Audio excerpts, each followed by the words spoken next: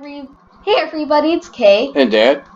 from Kay's Creations. And today we are going to build and show you how to build an awesome early game melon and pumpkin farm. So you can get melons and pumpkins. I'm jumping with joy. Super high. She's jumping for joy because melons and pumpkins will get you what?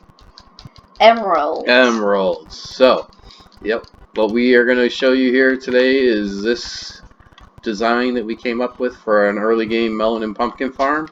Fairly light on resources, really easy to build in survival, and aside from the piston count and an observer, a daylight sensor, and some powered rails, this is a very cheap early game farm that is easy to make. So we will go ahead and get started here. One thing to remember that we learned, I believe, from Prowl 8413 a long time ago. I will actually link to the video with his farm that we learned this from. Dude, trying to make a video. Giddy up. So anyway, we will try to link to that. What we found out from watching his melon and pumpkin farm a while back, melon and pumpkin tend to grow better when they grow east or west, not north or south.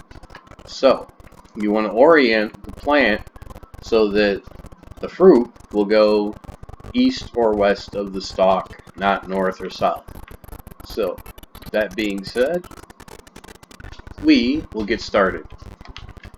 We're going to start off with a block here, and Kay is going to go ahead and throw in 13 pistons on each side of that block. We're going to leave the center spot open. Actually, while Kay is putting in the pistons, I will go ahead and dig out, 1, 2, because this is where our water is going to be. 7, 8, 9, 10, 11, 12, 13. Okay. And then 13 pistons on the other side. Now you might think 26 pistons. There's some stalker following us. The stalker is here. Yes. Kill the stalker. I'll take care of him fast. So, getting back to, while Kay takes care of the Minecraft stalker. Getting back to the 26 total pistons. That may seem like expensive for an early game build. The reason we're doing this is because of the way this is laid out. The redstone runs 13, so that allows us to do 13 pistons on each side. You can make this shorter or longer. It's up to you and your world. If you have more resources, you can make it longer just by adding in some repeaters, or you can tile this whole thing and make it one next to each other. You can just make farm after farm and just loop them together. That was actually perfect where you had that. But I'm not sure if it was the right way or not. Yep. So what we're going to do next is we need a way to fire that redstone. You had it. There we go. Firing that redstone, we're going to use an observer. And on that observer, we are going to place a daylight sensor. And then we are going to run redstone straight down the middle of our pistons. And then Kay, go ahead and activate that daylight sensor. Just click it. And there you go. All your pistons are firing. So, our next step is to go ahead and we're going to go ahead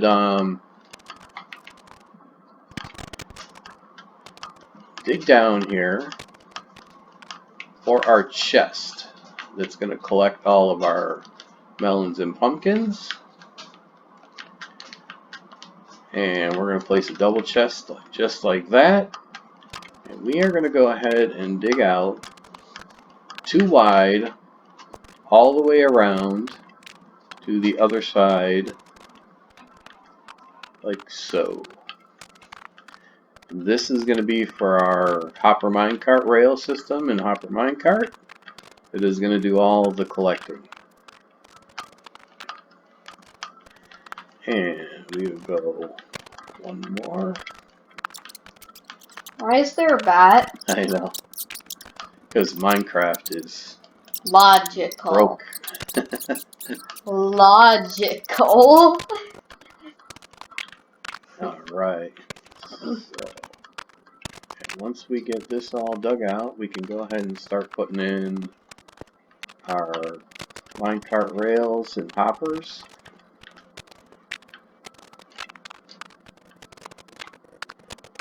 Once I get this done, we'll take a little look from above so you can make sure if you're building along that yours looks like this. Once you place the chest, put 4 hoppers like this facing into the chest, and then place the rails. Yep, and we're gonna go ahead and you want to make sure rails with powered rails, they go 7 before you have to hit another powered rail. So with this section here, we're gonna go 1, 2, 3, 4, 5. And we should probably go right here. Let's do this because they will connect if we don't do it there. So once you make your loop, your first powered rail, then you're gonna go 1, 2, 7, and then you can put in another. And again, as far as the cost of the build, we're only using redstone blocks here because we're in a flat world. Normally you would dig this down 2 and place a torch so that it's cheaper on the resources.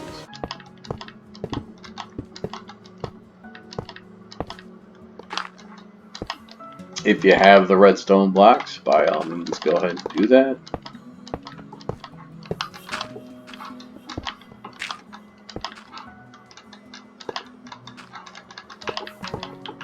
And so what we are doing here is just making a loop that goes all the way around the pistons. So what you should have at this point should look like this. And at this point we are ready to go ahead and get started with the actual farm part. So we're going to go ahead and place in our grass.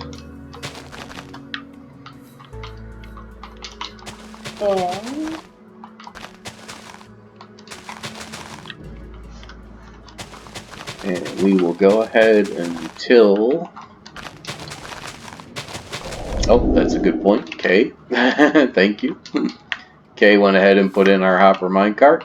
Before I forgot. Yep. And it is always good. Yep, there we go. Okay, so we have our minecart in place. And Kay has gone through here and she went ahead and tilled the outside of the soil. That is where we'll plant our melon and pumpkin. We're going to alternate melon and pumpkin. That's another thing that we've found, that when you're doing a melon and pumpkin farm, if you alternate melon and pumpkin, they grow better. So Kay is going ahead and starting to put in the outer layers of glass. I'll go ahead and get our seeds planted.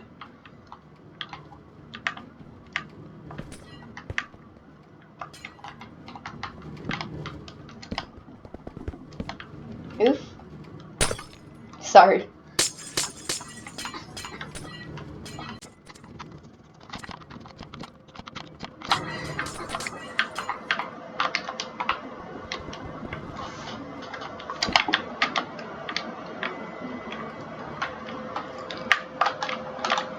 Alright, so once you have your seeds all planted in, do not need redstone there.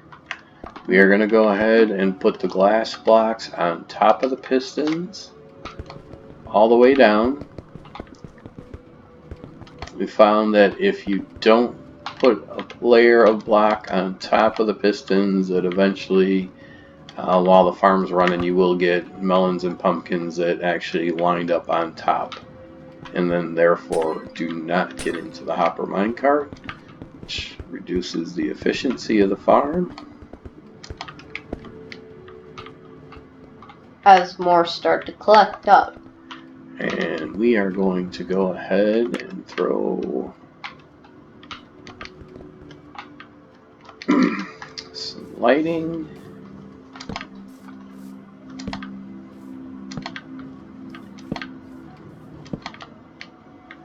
Just to make sure that there's plenty of light for the plants.